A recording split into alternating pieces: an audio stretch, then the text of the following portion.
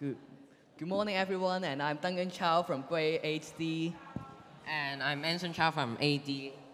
I'm Spencer Chung from 8J. So today we're going to do the YSP presentation, and the topic of our project is Chinglish. So before we start our presentation, we have made a short introduction movie. Please enjoy. 大聲啲，大聲啲。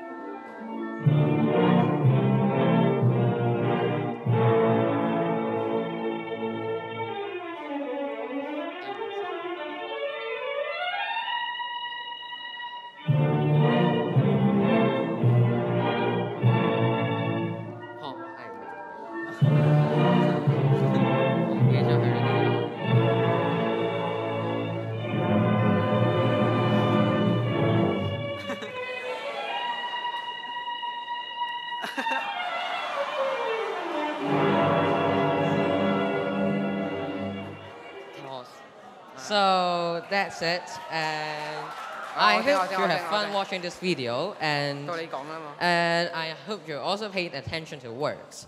So now that you all had the concept of Chinglish, we move on to the contents. Duncan Chow, please.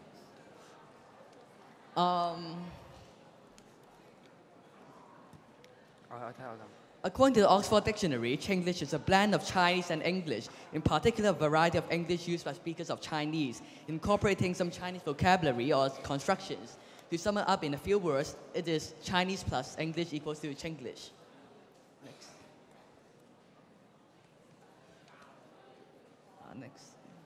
Next one. Some Chinglish may be found hilarious and seen as a laughing stock to English natives, while some may be seen as a language which makes life more convenient to Chinese English speakers. Yet some may be tricky to be found out by us, the non-native English speakers. In this project, we'll look into more details into this newly formed language. In the 17th century, when British traders first met Chinese at Guangzhou, the first Chinglish word appeared due to wrong pronunciations, pidgin. The word actually means business, and as the Chinese couldn't pronounce this word due to limited flexibility of their tongues, they pronounced pigeon. Nowadays, amusingly and amazingly, pigeon really is a business, and is some kind of universal chat client.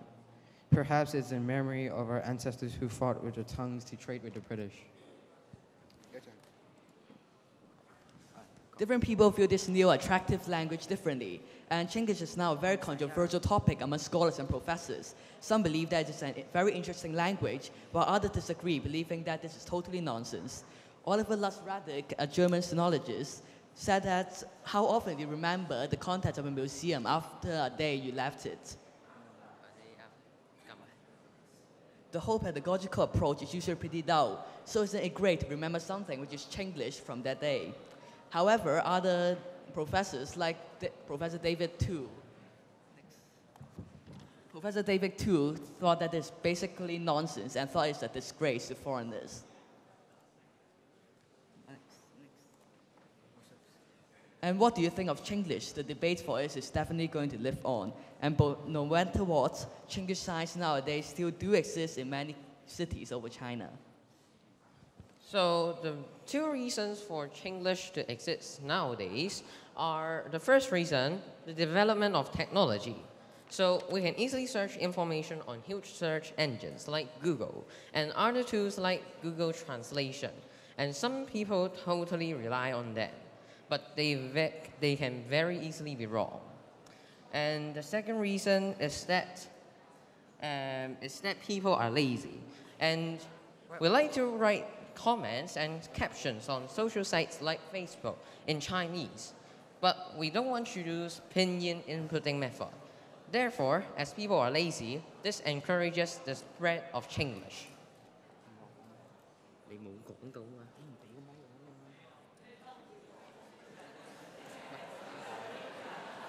And now here are some examples of Chinglish.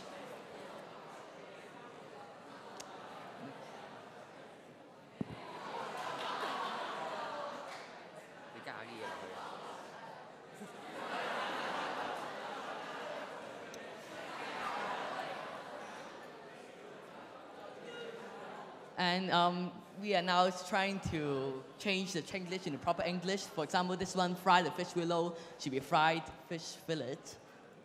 And hand grenade should be changed to fire extinguisher.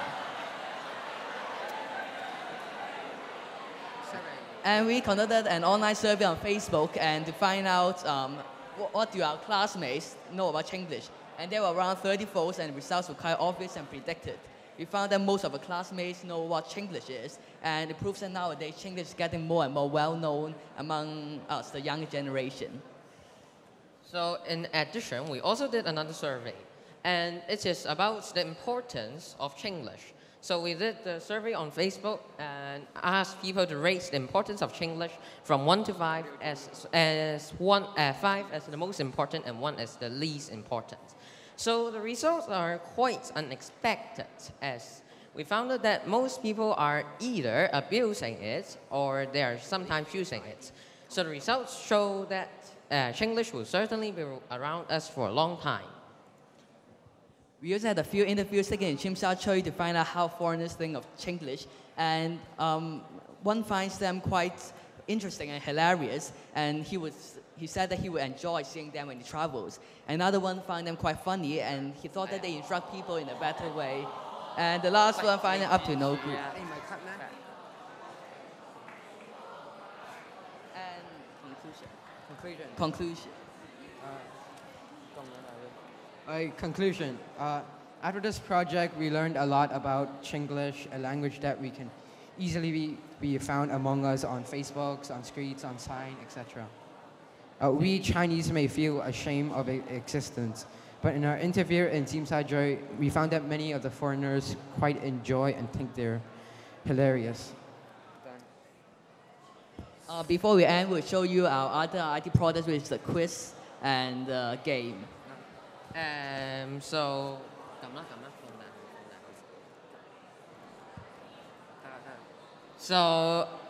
anyone knows what's this? Can anyone guess?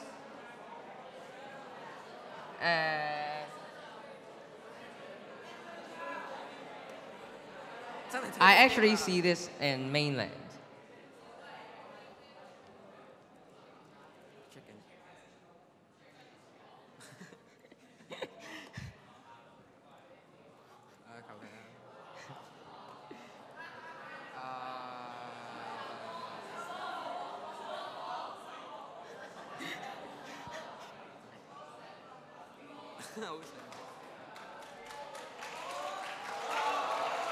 So at last, there's a game, and in this game you have to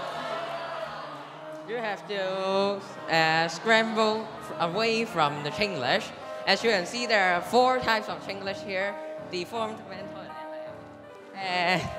and let me see. Sleep carefully, self-withdraw machine, and long time no see.